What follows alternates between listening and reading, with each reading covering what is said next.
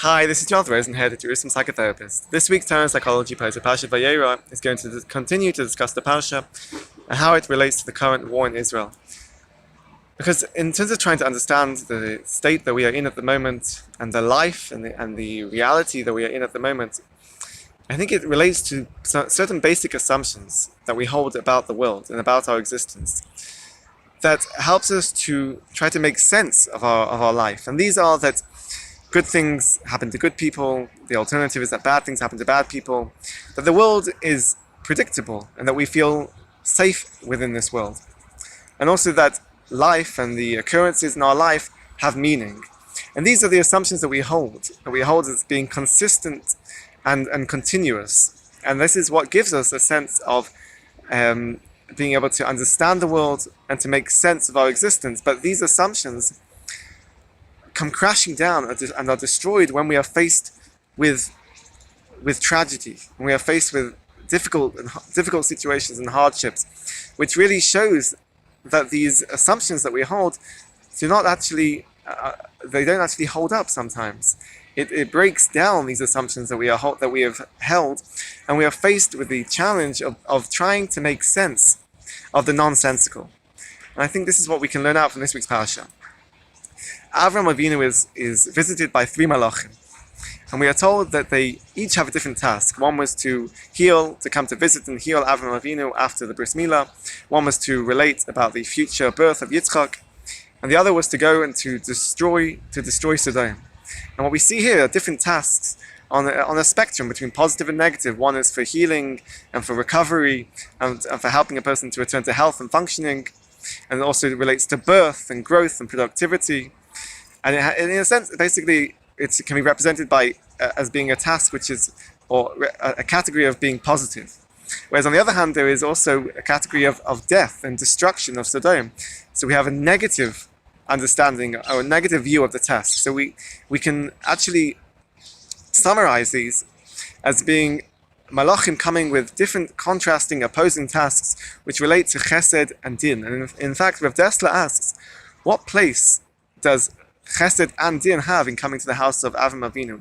Chesed we can understand, because Avram Avinu was a man of chesed, and his tent was a place of chesed. But din, it doesn't seem right. It's a bit difficult to understand why or how din could be welcomed into the house and have a place in the house of Avram Avinu.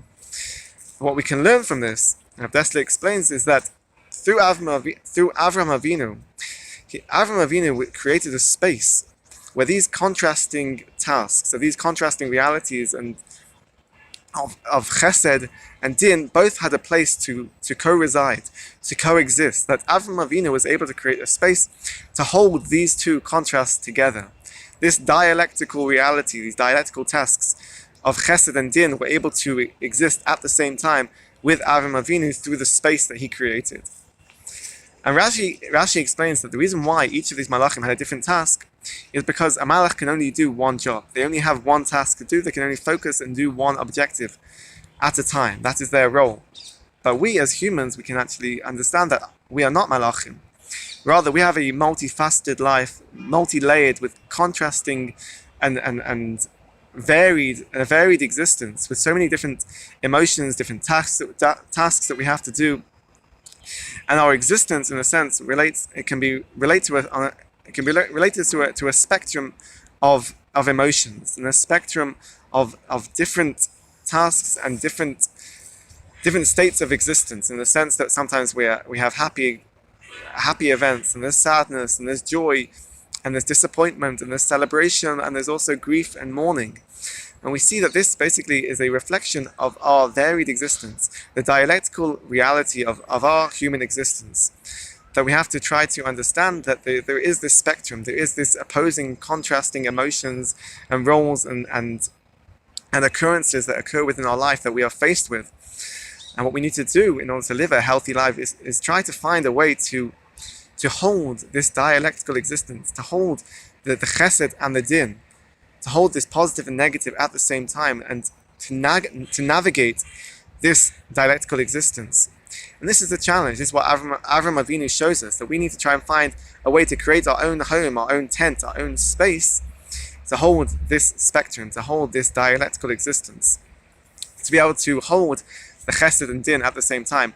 And our role is not to try to find a compromise or to find the middle ground or to find the grey area of how to find this balance between chesed and din to exist on the middle of this spectrum, but rather it's acknowledging and accepting that we have these two extremes, we have this spectrum, we have this dialectical existence, and sometimes we are faced with these two realities at the same time, and it can be very confusing and difficult to try to make sense of how we can have this, how our life can have these two contrasting states of reality at the same time within our life, rather than just one or the other. And this is the idea of the therapeutic approach of DBT, dialectical behavioral therapy, which helps a person to understand, acknowledge, and to be able to learn how to slowly and gradually to understand and to acknowledge this state of a contrasting existence on a spectrum, and to be able to hold these two realities at the same time, which helps a person to move towards productivity and a healthy existence. So I think this is a vital, an essential message for us to try to internalize and to try to understand at this moment, at this time of war that we are going through, that the happiness and joy of Simchas Torah was so violently destroyed and disrupted by the terror and the atrocities of Hamas. And we are now living through the grief and the mourning of the current situation. We are living through the harsh reality of din.